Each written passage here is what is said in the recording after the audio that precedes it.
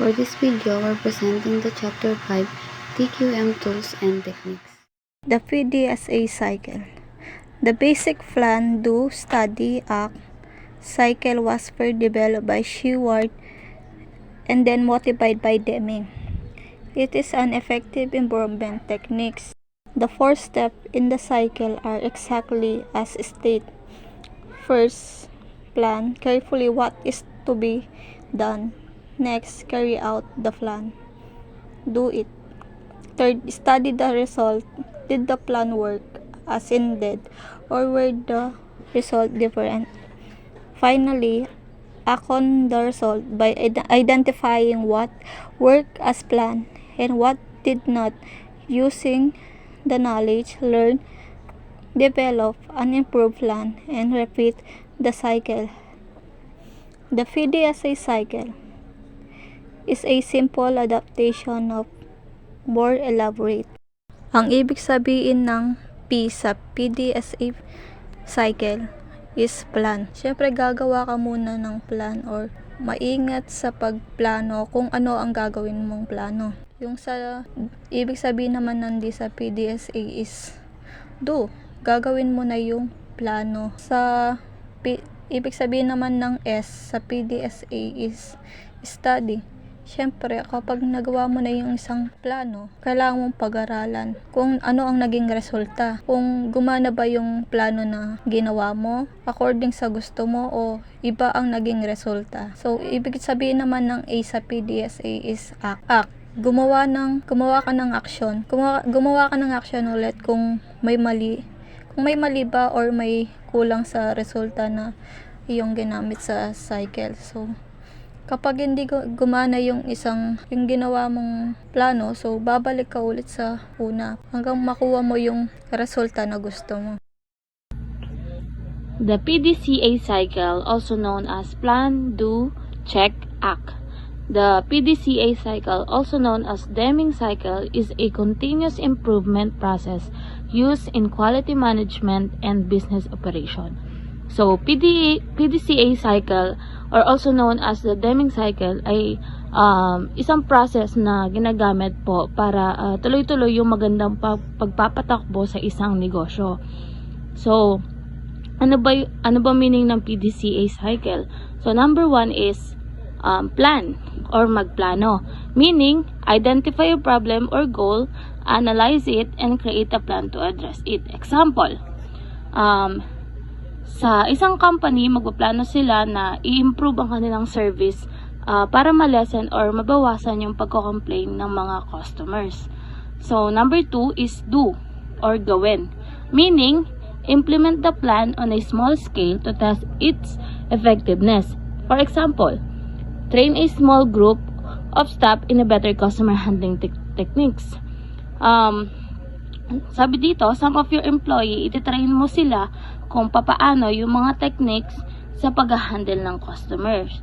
And number 3 is check, suriin. Meaning, monitor and evaluate the result of the test implementation. For example, i-review mo kung nababawasan na ba or nalalasan na ba yung mga customer na nagko-complain after mo sila i-train. Number 4, act or kumilos. Meaning, if the plan works, apply it fully. If not, revise and try again. For example, kung nag-work or naging successful yung isang plan, i-apply mo siya and then roll out the training to all of your employees. So, kung hindi naman nag-work yung plan mo, i-revise mo siya, aayusin mo, mag-iisip ka kung ano pa ba yung mga dapat gawin or planuhin para mag-work or maging successful yung plan. And after that, magtitry ka hanggang sa maging successful na or mag-work na yung plano. Ang problem-solving method ay tinatawag din na scientific method. Paraan para hanapin tsaka ayusin yung isang problema. Maraming klase pero nakadepende siya sa paggamit. Pero pare-pareho lang yung step na gagamitin. May 7-step process na nakaugnay. Ibig sabihin, ang bawat step ay nakadepende sa nauna. Ang purpose nito para patuloy na pagpabutihin yung proseso. Related din siya sa PDSA cycle, plan, do, study, act na ginagamit para maayos at ma-enhance ang isang sistema. Sa madaling salita, huwag lang basta ayusin yung isang problema, sundin yung tamang hakbang para masiguradong tama at effective yung solusyon. Phase 1, identifying the opportunity. Dito, kailangan malinaw kung ano yung problema at kung ano yung gusto mong ma-improve. And dapat mong gawin, halimbawa, gumamit ka ng data, halimbawa yung chart, diagram, para makita mo kung aling part yung kailangan ayusin. Bumuo ka rin ng team para tulungan ka sa pag-aaral ng problema. Gumawa ka rin ng clear statement about sa problema para mas mapadali yung hanapan ng solusyon. Unahin mo yung mga problema na may malaking epekto kapag naayos. Phase 2, analyze the current process. Dito kailangan maintindihan kung paano gumagana ang proseso at hanapin yung ugat ng problema. Key action, map the process, gumamit ng flowchart. Next is collect and analyze data. Gumamit ng check sheets o cause and effect diagram para makita mo kung saan nagkakaproblema. Next, look for delays, bottleneck, rework, o hindi pantay na result.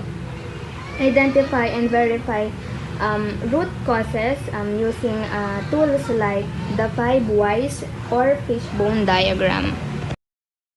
Phase 3, develop the optional solutions.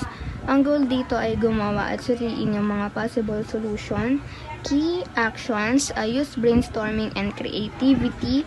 Ito para gumawa ng bagong paraan. Next, evaluate solutions based on cost. Madali ba itong gawin? At gaano kalaki yung epekto nito? Test solution to determine best fit. Subukan kung alin yung pinaka-okay para malaman mo kung alin yung pinaka-effective dun sa situation. Phase 4, implement changes. Ito yung goal nito ay ma-implement yung napiling solusyon. Ito yung action pagkatapos ng pagpaplano. Key actions, develop an implementation plan. Dito, gumawa ng plano, dapat may malinaw na sagot sa bakit ito ginawa, paano ito pinatupad, kailan ito nagsimula, sino ang gagawa, at saan ito mangyayari.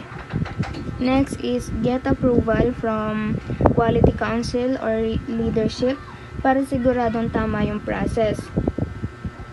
And gumamit din ng tools like control chart at check sheets para ma-monitor mo kung meron bang effective yung changes. Phase 5, study the results. Dito pinag-aaralan kung naging effective ba yung pagbabago. Hindi ito natatapos sa implementation, kailangan tignan kung gumagana ito ng maayos. Key actions, continue data collection and team meetings. Dito pinagpapatuloy yung pag-monitor sa resulta. At the same time, regular yung team meetings. Next is, check mo kung na-achieve ba yung goal o kung may kailangan ayusin pa. Watch for unintended consequences or new issues. Minsan may mga lumalabas na bagong problema or hindi inaasahang result. Kaya dapat lagi kang handa sa pag-adjust. Phase 6, standardize the solution.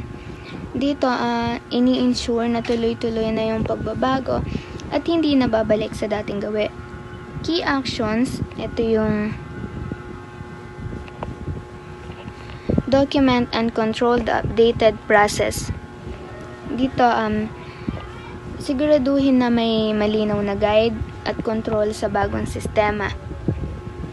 Clarify systems, environment, supervision, and operators. Dito, dapat nakasunod yung buong kapaligiran sa pagbabago ng paraan ng paggawa. Sanayin yung mga tauhan, like yung mga operators, dapat matuto sila sa bagong process at marunong din sila sa iba't ibang gawain. Periodically audit to maintain process performance. Dito, madalas na sinusuri kung tama ba yung process at walang bumabalik sa dating sistema. Lastly, phase 7, plan for the future. Ang goal nito, panatiliin at pagandahin pa yung mga nagawa ng pagbabago. Hindi lang basta natapos, dapat siguraduhin na tuloy-tuloy yung pagpapabuti nito. Key actions, conduct regular reviews. Dito, patuloy mong tignan kung gumagana pa rin ng maayos yung process, kung may kailangan pang ayusin. Next, track customer requirements and process performance. Dito, alamin mo kung ano yung gusto or kailangan nila para siguraduhin tama yung service. Next is, yung bawat team nag-share ng mga ideas, opinion, or knowledge. Emphasize continuous improvement using a TQM tools and software. Dito, gumagamit ng tamang software at tools para mas mapabilis at mas mapaganda yung process. Kaizen. Kaizen is a Japanese philosophy of continuous improvement through small, incremental changes involving everyone in the organization. It emphasizes efficiency, effectiveness, control, and adaptability without requiring major investment. Dito po, yung Kaizen, isa pang Japanese term na ang meaning is change for better or continuous improvement. Sa business, lahat ng employee, manager, and all workers ay sila yung gumagawa ng mga small daily improvement sa product or services. Hindi po gaya ng sa iba, nagkakaroon sila ng mga biglaang changes or yung expensive na innovation sa business nila. Dahil yung Kaizen po is nagpo-focus or ini-encourage nila na magkaroon sila ng small, smart changes. Dahil everyday po, yung changes na yun, tagal, nagkakaroon po yun ng result na mas powerful. The Kaizen improvement focuses on the use of first value-added versus non-value-added work activities. Dito po, inaalam po nila yung pagkakaiba nitong dalawa. Sa may value-added, ito yung nagkakaroon sila ng benefits. Yung non-value-added, dito yung nagkakaroon sila ng waste ng time and waste lang po ng effort. So, ito po ay kailangan nila mag-focus ito sa mga useful activities at nire-remove yung mga unnecessary. So, number 2, ito yung MUDA. Yung MUDA is so waste. Then, meron silang 7 classes ng waste. The overproduction, delays, transportation, processing, inventory, waste motion, defective parts. Dito po is yung MUDA or waste. So, kailangan nilang i-remove to.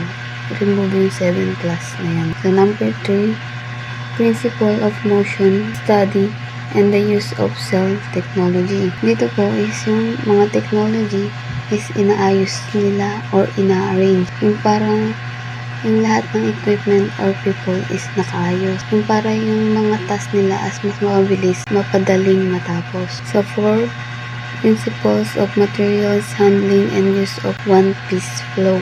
Dito po is nire-reduce nila yung mga large batch ng item. Yung ginagawa nila is yung one-piece flow na lang para magkaroon ng smooth yung galaw ng product nila at mas mapabilis yung operations. So, number 5 is documentation of standard operating procedures. Dito po is sinisigurado lang po nila yung consistency and quality ng product. Sa number 6, yung 5S workplace organization. Yung Seiko, Seiton, Seiketsu, Seiso, Shitsuke. Dito po is ginagawa po nila itong 5S na to is para ma-ensure po nila na yung workplace is malinis, safe, at more efficient. Sa number 7, yung visual management by means of visual display that everyone in the plant can use for better communication.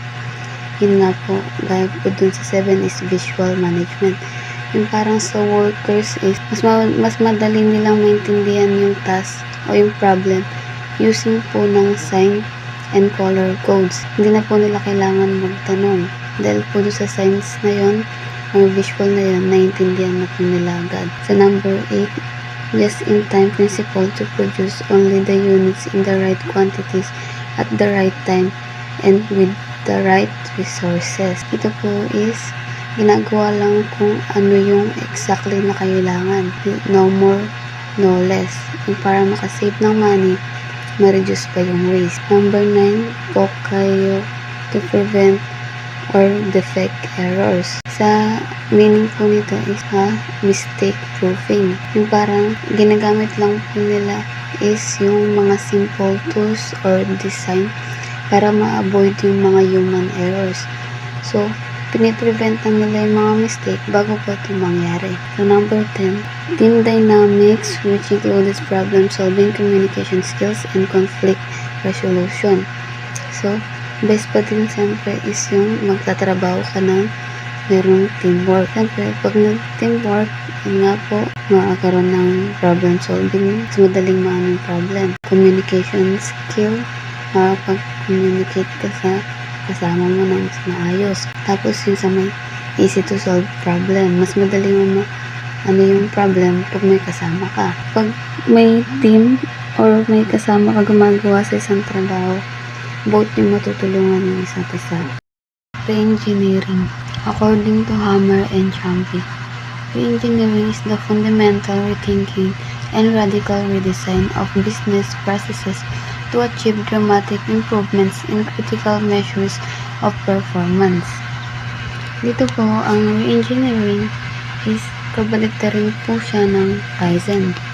Kung yung Kaizen po is nagkakaroon ng improvement, little by little, everyday po is small improvement lang. Sa may re-engineering po, nagkakaroon sila ng big improvement agad. Ito po yung tinatawag nila ng breakthrough result. Yung example po dito, kunwari, sa may Kaizen, yung room mo is na-improve niya ng paglilinis araw-araw, yung iniiba niya yung design ng room mo. Pero yung sa may engineering is parang sisirain niya buo, tas magre-rebuild siya ng bago para magkaroon ng mas maganda. Magkaiba lang po sila pero parehas po sila nang nagkakaroon ng result na maganda. Yun nga po pinakaiba nila. Sa may Kaizen, dahan-dahan lang improvement. Sa may engineering is biglaan. Pero parehas lang na gusto ng magandang improvement. And meron po silang example dito yung kay M. Jorgensen Company 1997 na ginamit niya yung 5 phases ng re-engineering approach. In-eliminate yung mga non-value added activities na nagkakaroon lang ng waste time or money. So, nagkaroon siya ng result na na-reduce yung operating cost ng 12% habang na-maintain yung quality ng performance nila. Six Sigma according to James Harrington. Ito pong Six Sigma na to is ginagamit po ito para matrack nila kung gaano kaayos yung performance at paano ito nag-i-improve over time. So, ginagamit po nila tong statistic na to para ma-reduce yung mga defects. Siyempre po, pag na-reduce yung defects, mas may improve yung consistency and quality. So, sabi nga po sa PowerPoint, less variation, better quality. And meron din po tayo dito example graph sa may PowerPoint. So, yung nasa PowerPoint na po na graph na yan is perfectly centered. Sabi sa gitna po. Kita na po sa gitna. Ito po isang ibig sabihin po nito, yung positive, negative, Six Sigma, extremely precise. 0.002 yung defects lang niya per million units. So, ibig sabihin po nito is maganda yung result niya. And doon sa may isang table naman na po, process shift po siya. Ibig sabihin is not centered. Yung isa kanina is gitna. Ito po dalawang gilid lang po siya. So, shift positive, negative 1.5 sigma.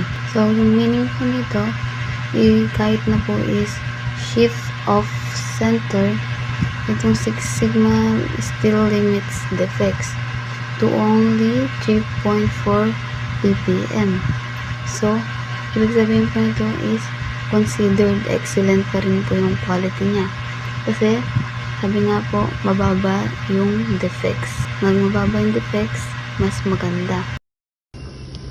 Benchmarking. Benchmarking is a process of comparing your performance, processes, or products with industry leaders or best-in-class organizations to identify performance gaps and opportunities for improvement. So what is benchmarking? Benchmarking is a business improvement tool where a company looks at how the best companies are doing something and then compares itself to them. For like example, you're trying to improve your running speed. Instead of guessing how to train, you look at how Olympic runners eat, train, rest. You study what they do so you can get better. Another example. A hospital wants to reduce patient wait time. They benchmark top hospitals known for fast, high-quality service. Then, they study what those hospitals do and apply similar changes. Another example. Imagine a local cafe comparing its service speed to that of Starbucks. The cafe can study how Starbucks trains staff or uses technology to improve service and apply those lessons. So, why we need to do it? Because no matter how good a company is, there's always someone doing something better. That's why benchmarking helps us to find gaps in our performance, learn new strategies, make smarter decisions, and improve qualities and efficiency. So the purpose of benchmarking is to identify gaps in performance, to uncover areas for improvement, to understand what makes the best in class so successful. So, benchmarking isn't about copying. It's about learning, adapting, and growing to meet or exceed the highest standards. In summary, benchmarking is like learning from the best so you can become better.